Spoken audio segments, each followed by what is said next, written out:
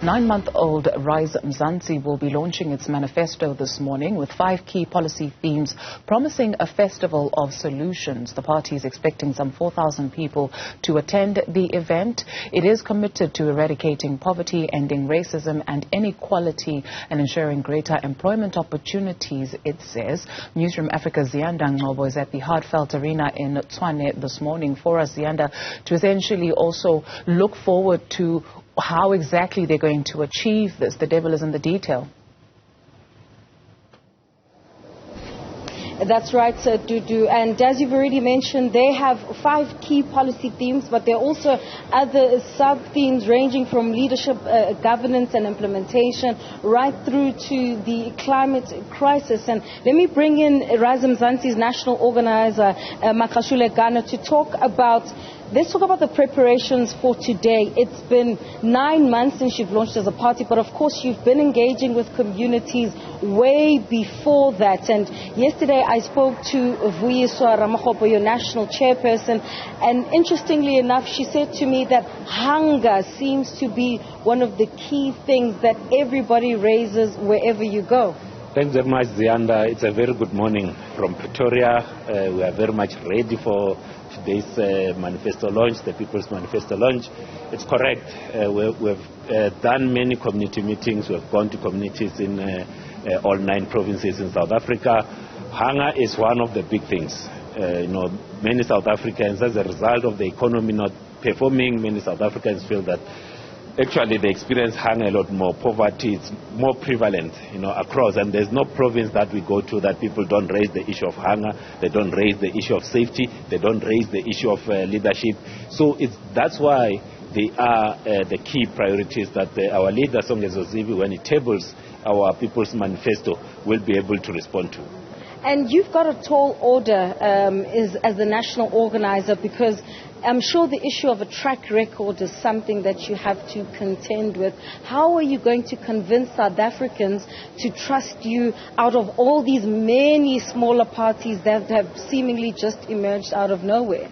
So it's a combination of the people that we have, the leaders that we have, because when we go to communities, we don't just come in as like we are carrying a basket of solutions. We work with local leaders, we work with people in those communities to craft the solutions to the problems that we all experience. We all feel unsafe. We all see the impact of poverty, hunger, and joblessness in South Africa. So we are confident with the work that we have done with the communities that even if an election was to be held next week, that Rise Mzansi will receive the support from South Africans to be in the National Assembly, to be in some of the provincial legislatures.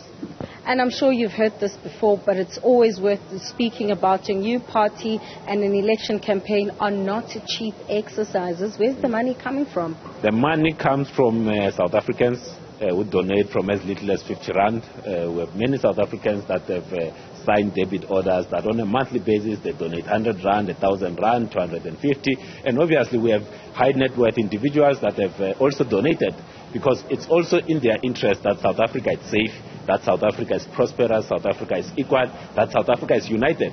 Because for many of us, if South Africa fails, we have nowhere else to go. So we are receiving support and donation from many South Africans, from someone who earns little to people who've got deep pockets.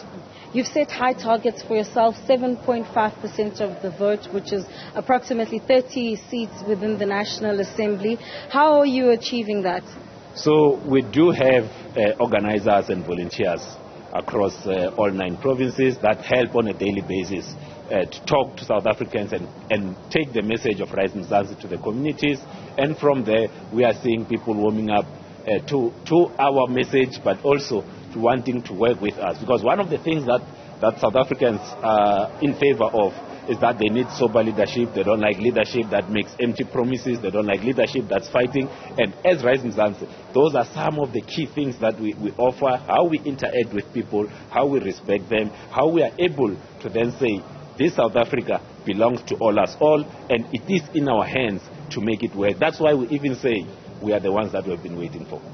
What's the end goal here? Are you trying to be an official opposition? We see what's happening at your former political home, the Democratic Alliance. This week you welcomed Kumi Ramulefo within your ranks.